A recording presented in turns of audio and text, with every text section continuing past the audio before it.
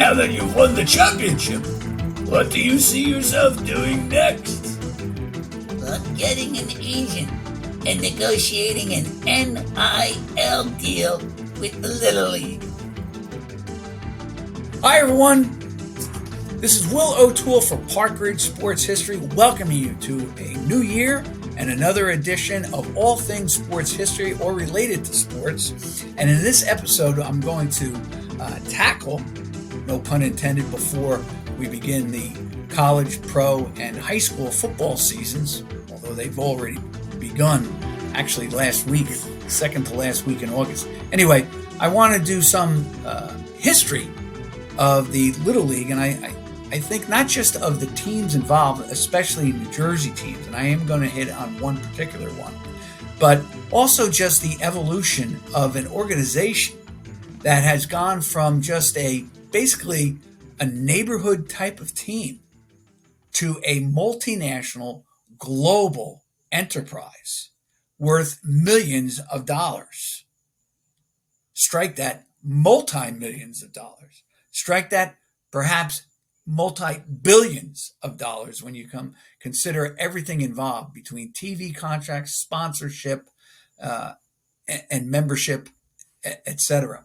But anyway, Little League began as a concept of a guy in Pennsylvania who loved playing ball, loved coaching his the kids in the neighborhood because he didn't have sons of his own, and really just said, hey, you know what, let's form a neighborhood team, basically a travel team, what we would consider a travel team, and go and play other teams.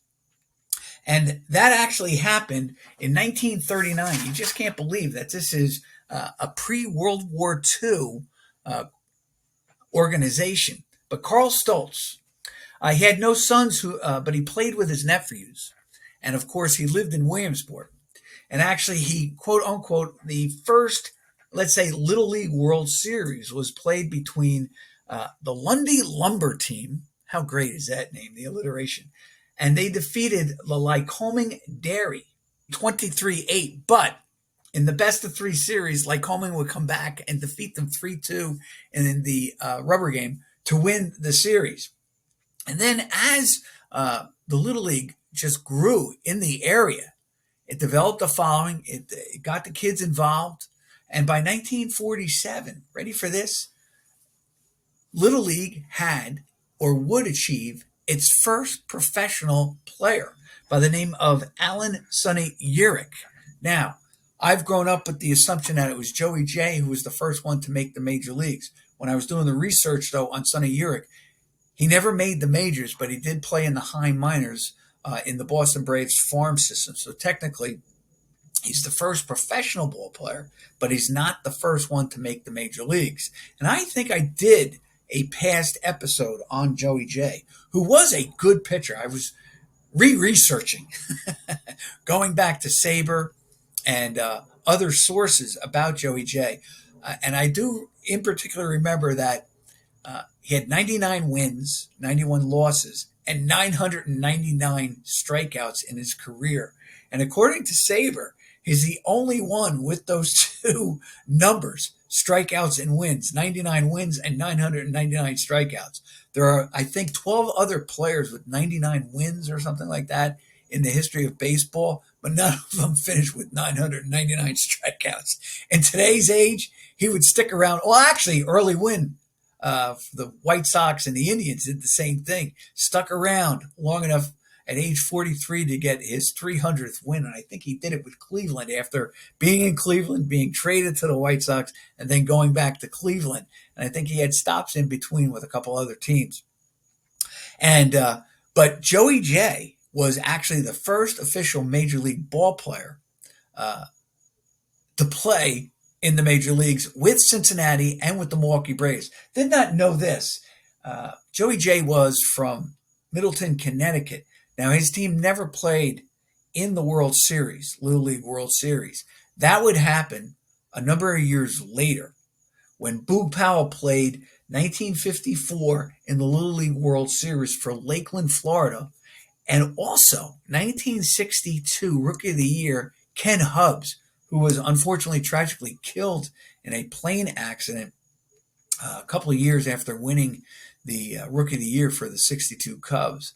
And I've talked about him in the past too, because I have spoken about that Cub ball club and what they had. They had Brock. They had a few other Hall of Famers on that team in Williams, Ferguson Jenkins, Ron Santo, and they had Ken Hubbs, who was a rising star. And they had Lou Brock, who they, of course, got rid of. Oh, and of course, the great Ernie Banks. But on that team during the 60s, they had about 5 future Hall of Famers. Fergie would come along about 66, and he came after Brock was traded in 64. So they never, the two, were on the same team. But I think you know what I'm getting at. And I had mentioned with 4 Hall of Famers on that team and never to win a pennant, it's tragic for Cubs fans. Well, if you're a Met fan in 69, you're saying, too bad. That black cat that skipped along in front of Ron Santo probably symbolized the whole Cubs' fate during the 1960s and early 70s and 80s and 90s and 2000s and 2010 until 2016 when they finally won the World Series, ending the GOAT curse and all the rest of it. But I didn't know this. Boog Powell, well, I did know this, but I didn't know this, that I knew he played in the Little League, didn't know he played in the World Series. And, of course, Boog Powell went on to win the 1970 World Series with the Orioles, but also he was awarded with the MVP after a monster year. Boog had about 4 or 5 great seasons, and he teamed with Frank Robinson to really give a righty-lefty power-hitting threat in that Oriole lineup. Now, you also had Brooks, but he didn't have that power. He was more line drive, right center, left center type of hitter, more line drive hitter. Did have some pop, but never with the explosive power that Frank Robinson and Boog Powell had in those glory years of the Baltimore Orioles. Ken Hobbs, of course, would win the 62 Rookie of the Year and then tragically be killed in a plane crash over Provo, Utah. He hailed from Colton, California, while Boog represented Lakeland, Florida. Then in 1955, oh, by the way, just getting back, 1950, Hagerstown would defeat Kankakee, Illinois. I think I pronounced that right. In the shortest World Series, Little League World Series game ever played. It was exactly 60 minutes long. Following that, 1953, I'm just doing highlights, just like the Little League. You can get it on their website, more in depth, some of them. But Howard Cosell announces the first Little League television game of the World Series. And in that game, Birmingham, Alabama defeats Albany, New York 1-0. And it was, I didn't even look this up. I should have looked this up. I forgot. It's one of 2 Little League championship games that ends 1-0. Now, the only reason I say that is that Wayne, 1970, we're going to delve into that a little bit more. They win their game over a California team, Campbell, California, 2-0. And that one sticks out in my mind probably the most of, with the exception of the Toms River team of 98, probably those two just stand out the most in me because when I was 1970, I was 9 years old. We belonged to a pool in Morris County. And the town, I think it was, might have been Lincoln Park or Pompton Plain. I think it was Lincoln Park. It was near or abutted Wayne, New Jersey, and there was quite a few members from the club from Wayne, New Jersey. And I remember over the loudspeaker, the pool or the pool management broadcast the game on the radio of Wayne defeating Campbell. I always thought that was so cool, and that's why it's always stuck out in my mind. And I did remember the score of 2-0. And we'll get into that a little bit because I found a YouTube version of the game in its entirety. And that has some real nuggets of interest if you're a baseball fan and you love the actual broadcasts and look for the nuances in broadcasting by the announcers. All right. Then 1955, the first extra inning game is played It's Morrisville, Pennsylvania, beats, ready for this, Delaware Township, New Jersey. Now, that's the second time Delaware Township, New Jersey was in the World Series. Just to give you an idea, California has won the most championships with 8, but New Jersey is tied with a number of other teams, Hawaii and I think New York with 4. And of course, you have Toms River, you have Wayne, and you have Hamilton. I'm going to give you those to you right now so I don't forget. Hamilton, New Jersey, South Jersey, Wayne, Lakewood, I forgot about, 1975, and then Toms River in 98. I can't believe the Toms River one is so long. It's 27 years ago already. Todd Frazier has graduated from that Little League championship to go to Rutgers to play in the major leagues, is not only retired, but has returned. I've seen him do Little League games since then. It's just unbelievable how fast the time flies. But you have California with the most championships, 8. And Connecticut, I was surprised with this, not New York, New Jersey and Hawaii have 4 each. Amazing. New Mexico has won 1, and the Alabama one, the New Mexico one is great because it was Roswell, New Mexico. They probably flew, instead of busing the kids in, they probably flew them in with UFOs with all kinds of cryptic codes along the spaceships. But Roswell, New Mexico won it, I think in 1955 or 56. But anyway, the first extra inning game, it's Norrisville, Pennsylvania. They defeat Delaware Township. Interesting for that Delaware Township game, and this is where many of future stars had their beginnings with the Little League. You have Billy Hunter. I did not know this about Billy Hunter. I did not know that he was a football player for both Washington and Miami.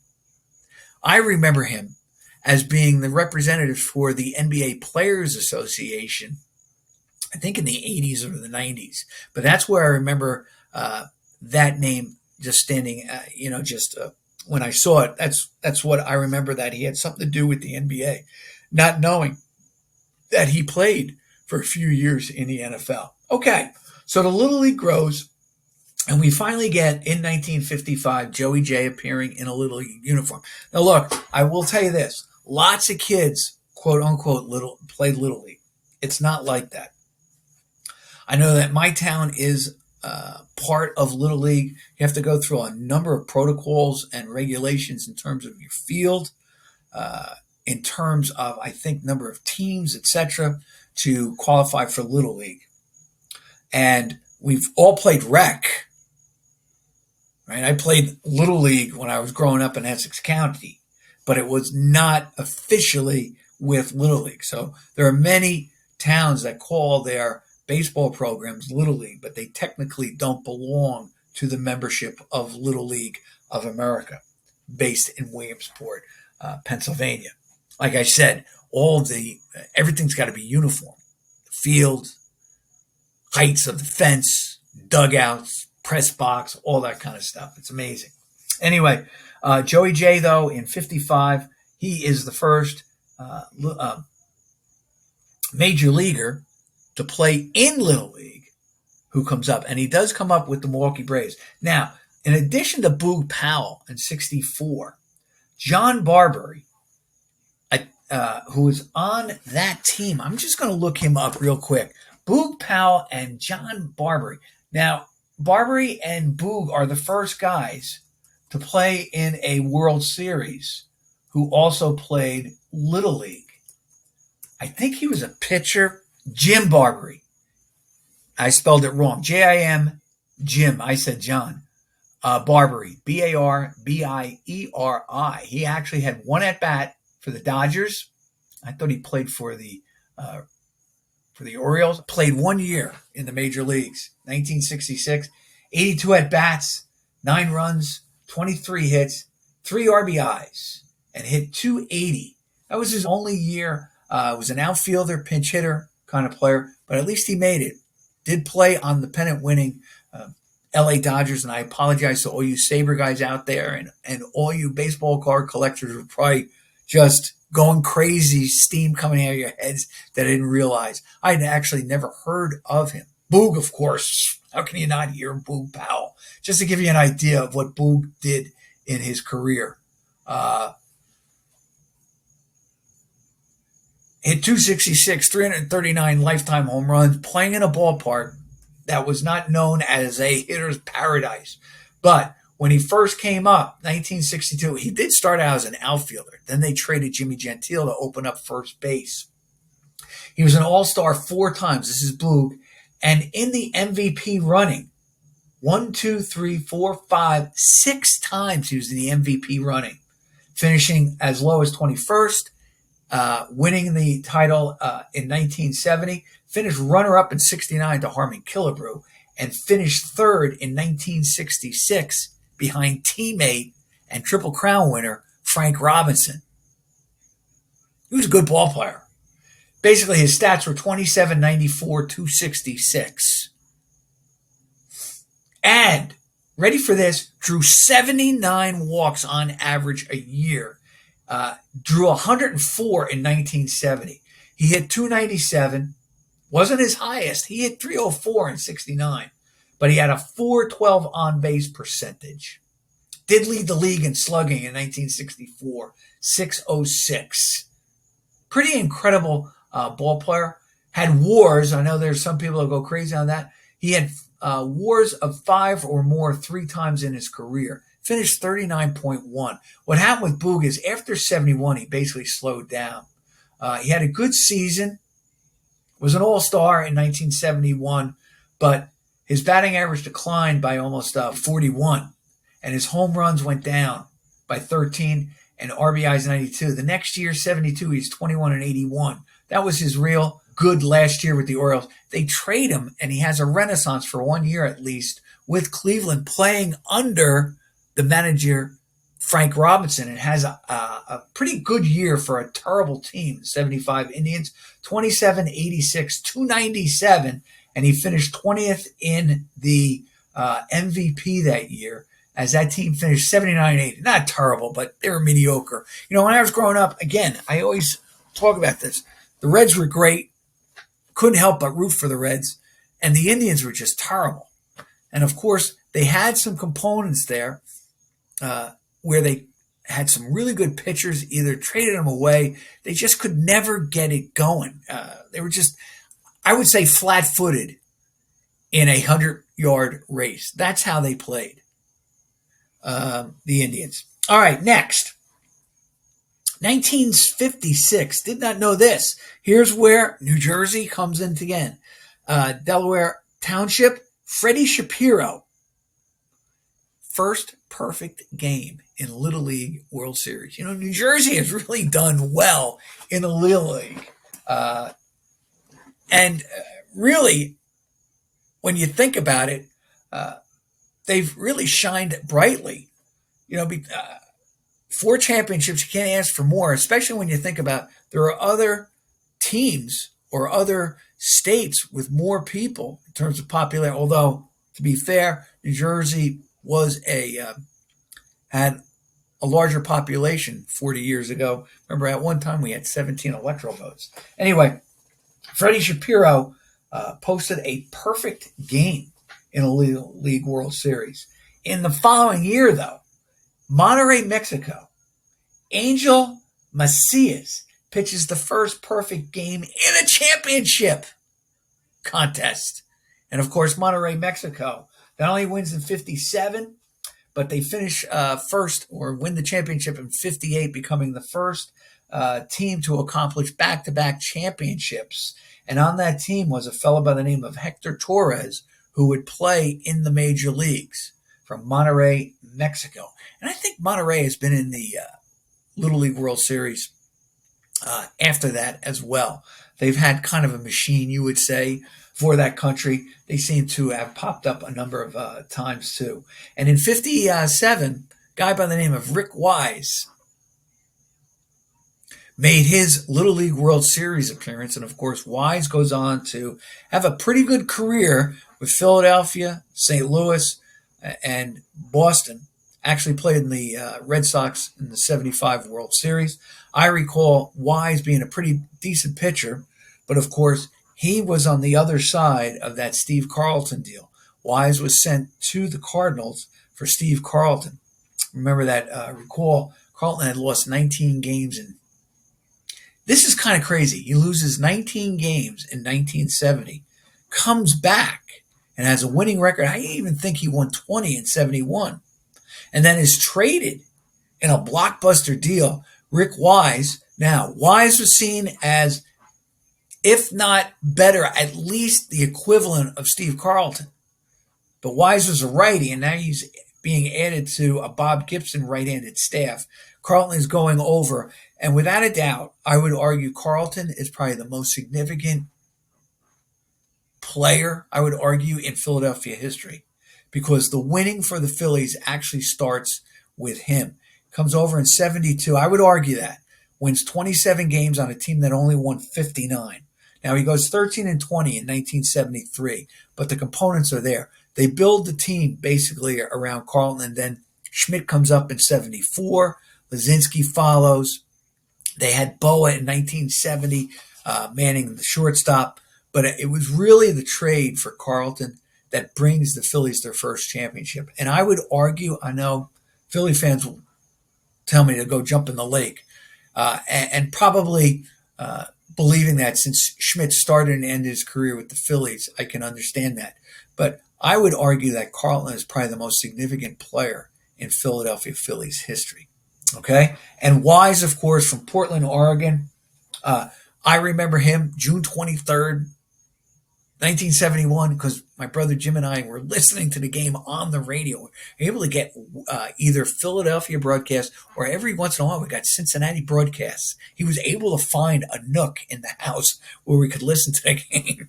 And of course, it was a game where Wise pitches a no-hitter against the Reds, the defending national champions, but then also hits 2 home runs to help him beat the Reds in the game. It was not a pleasurable night, but it's one that stands out. It's amazing how the ones that you lose always stand out more than the ones that you win.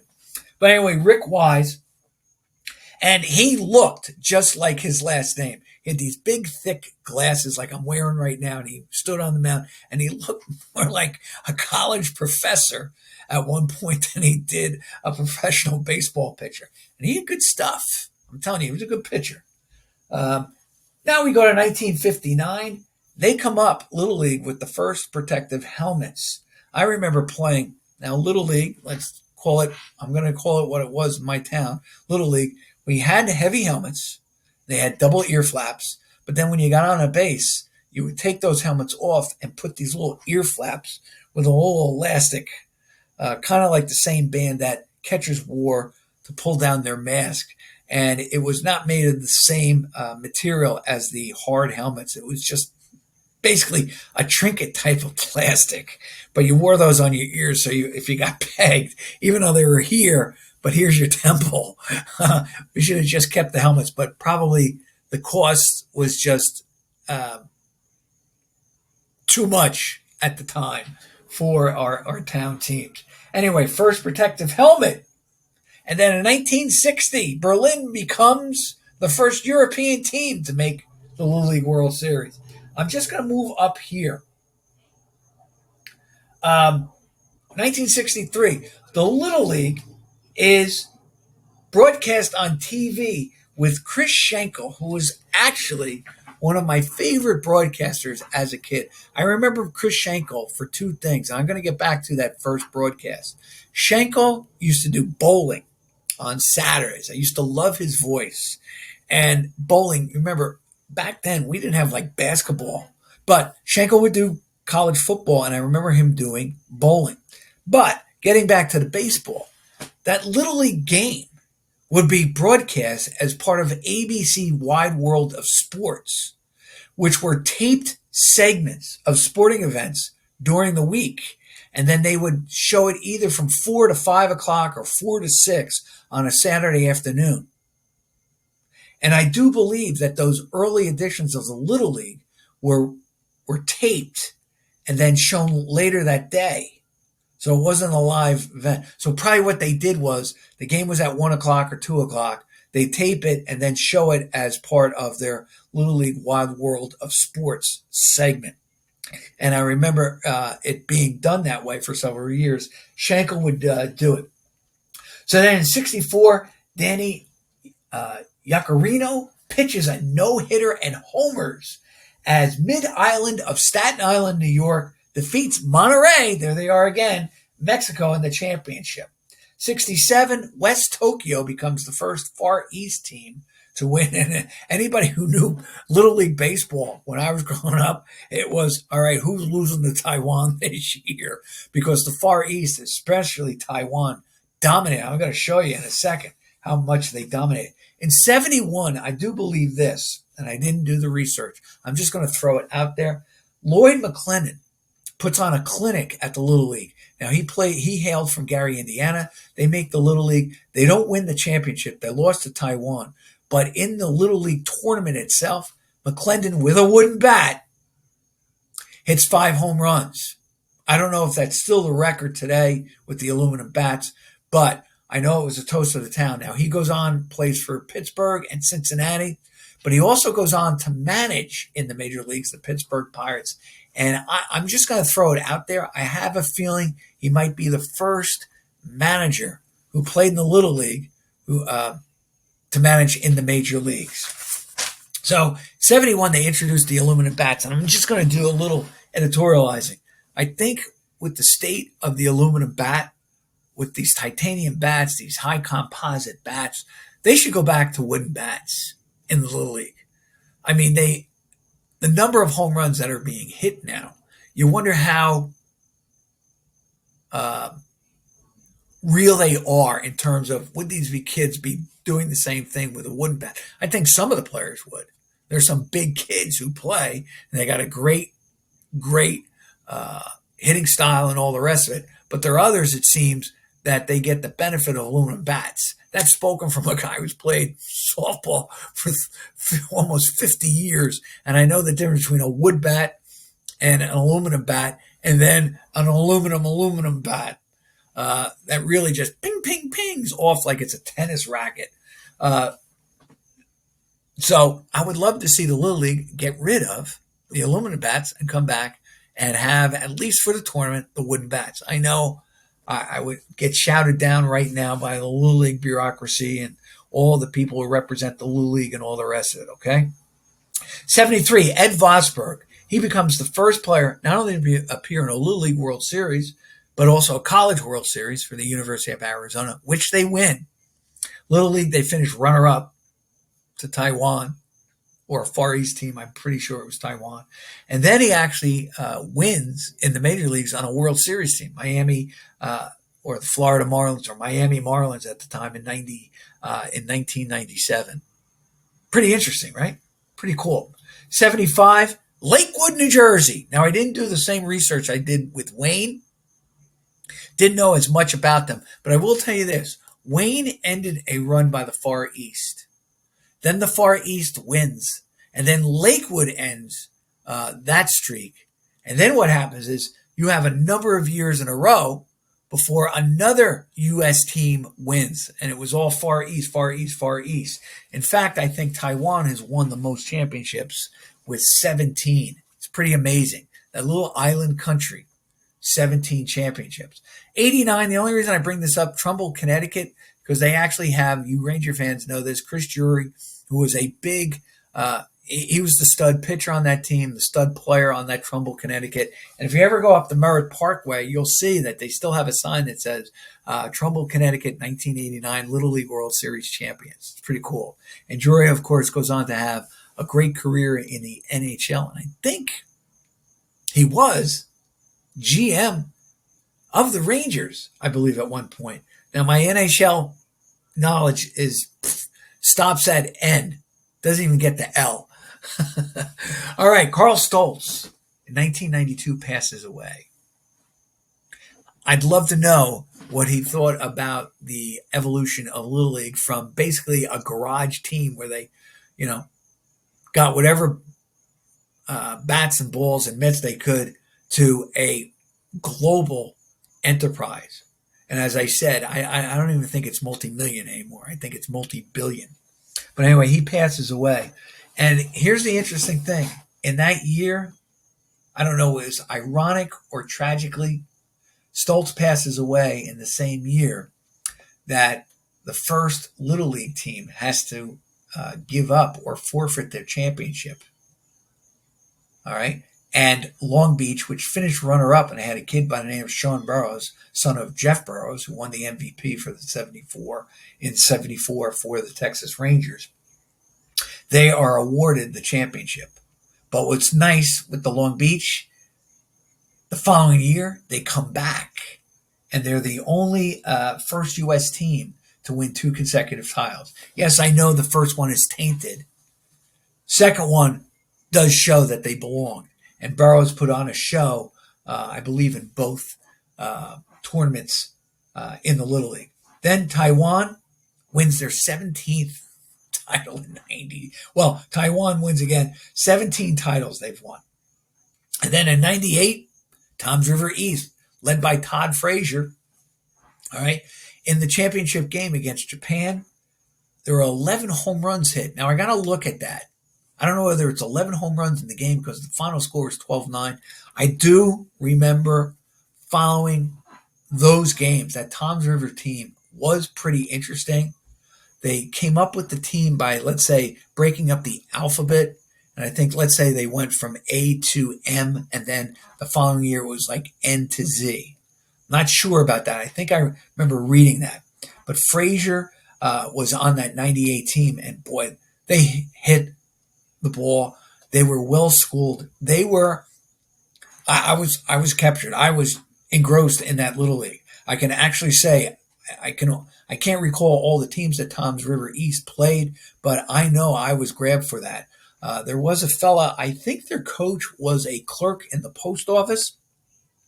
I think his name was Mike Gannon, who led that team. But it was a really cool story with that 98 team. And I think they came back and appeared in the 99. But I think they finished, let's say, 3rd or 4th in the United States bracket. Then 2003, you got the Congo as the first African nation to appear in the World Series. So now you have South America, you have North America, and I'll even say Central America, even though that's part of North America. You have Asia, you have Europe, and there has been an Australian team, I believe, in the World Series. I do believe that. So all the continents, except Antarctica, I think we'll see that one day, have been represented in the World Series. Then I was looking at this, the very first team to win the World Series. Ready for this? The Maynard Midgets. One of their great players, Jack Loesch, passed away in 2003. And when I was doing the research, and Little League, the website gave me this also. He goes on to be an All-American football player at the University of Miami, and then goes on and plays some seasons for the Green Bay Packers. And then he was an Air Force jet. Really, I tell you, now that I'm reading this back and seeing this, Jack Loesch and all the rest of it, would make a great movie. All right. So Lundy, the guy who sponsored one of the first teams, also dies in 2003. All right, let's move up. Basically, I just want to say this. From 2000 to 2023, what I saw most was Little League expanding in terms of revenue. They signed 3 or 4 different agreements with ESPN, and they started to grow, not only just to show all the games on ESPN, but then Nesson and Madison Square Garden would also show early regional games. So this has grown like March Madness exponentially. And the revenue streaming in has just grown out of sight. What was probably peanuts back then, people, hey, you know what? If you can throw 50 cents into the kitty, that would be great. Is now a multi-billion, I really believe that, multi-billion dollar business. Now, last segment. I have about a minute and a half, 2 minutes. I want to just devote some time to the 1970 team. And not just to the team. First of all, that team from Wayne, as I say, it sticks out because they only had to play 3 games. They actually only had to beat, I think they beat a team from Indiana. They beat California. and they beat one other team, I think from Pennsylvania, to get to the championship. They win the game 2-0. They win it on a 2-run RBI double in about the third inning by their center fielder. I'll get into his name in a second as soon as I look it up.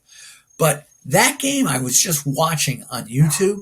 The fellow who was the play-by-play, I know his first name is Bill, and I couldn't look it up, but his color man was Mickey Mantle. Now, Mantle was 3 years retired. All right, 1969 he officially retired, okay? So it's a year after retirement. And I'm going to tell you something. Maybe he was rough around the edges, but Mickey Mantle was outstanding as a color analyst in that game. He had foresight. He predicted it would be a low-scoring pitcher's duel. Turned out to be a 2-0 game. He raved about the players. He talked about, there was one instance here, it was great, where he was talking about the position of the third baseman. And he said, the third baseman's playing in. He must normally do that because, but here's the big problem. He's playing for a bunt here, but if the guy rips one, it's going to go right down that third base line. It's really going to cost him. Well, it didn't cost him there. But he was brilliant and funny and very insightful. For instance, he talked about two plays that were listed as errors. One was an error and one was a base hit. If you take a look, they were both by second basemen of both Campbell, California, and Wayne. They make great plays. The one was a high chopper that the kid knocked down and prevented him from going to the outfield and prevented the Wayne player from scoring. And Mantle brings that up. He says, yeah, I know he's listed with having an error here, but he actually made a great play because that ball would have gone through had he not positioned himself in that spot because it was by the first baseman. And Mantle's not giving excuses. He is really giving, you can say he's giving a positive spin. In actuality, what he was saying was, the kid positioned himself, stopped the ball, okay, doesn't get an out, but prevented a run. It's great insight by Mantle. Then he talked about that the fact that the infield, because he had these two wild plays in consecutive innings, Mantle says this, and he only played here. He says, the infield dirt reminds me of Forbes Field. And I thought that was a great insight because Mantle only played in the World Series against the Pirates in 1960. And here he is recalling how bad their infield was and making an allusion to a major league team about it. I just thought it was really good. Plus, he was funny. There was a play where it was a bunting situation, and the pitcher had thrown 2 low strikes. And he said, most coaches, they'll come out, pitching coach will say, in a bunting situation, don't throw it low. Throw it right at his head. And you can hear the other announcer, Bill something, I know I'm going to remember it afterwards. He says, oops. And Mantle corrects himself. He said, well, what I meant was throw it inside because he forgot that he was at a Little League game. But it was great innocence on his part. But it did elaborate what goes on in the major leagues. Hey, listen, these guys want to bunt the ball, throw it at his head, make it difficult. We're out here to earn a living. This is the competitive nature of baseball. I just thought some of his insights, some of his predictions were true. It ended up 2-0. Talked about how good the players were. He even was self-deprecating because he said, hey, on that play, the California pitcher, Tom Davis, I think the kid's name was, backed up third on a throw from the outfield. He said, I didn't learn that until I got to the major leagues.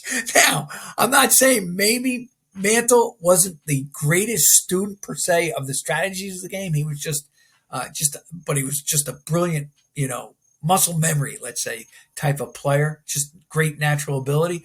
But to say that on national TV and to say, I learned that in the major leagues, what a great compliment to the coach and to the player to know that they have the backup and all the rest of it. And the great play that was made, there was bases loaded, probably the toughest part of the game for Wayne that they faced all game was Dave Shaves makes an unbelievable catch for Wayne to end the inning and then goes in and hits a 2-run double that are the only runs scored and wins the championship for Wayne Little League 1970. This is Will O'Toole for Park Ridge Sports History. Thanks for listening. Be here next week with another episode.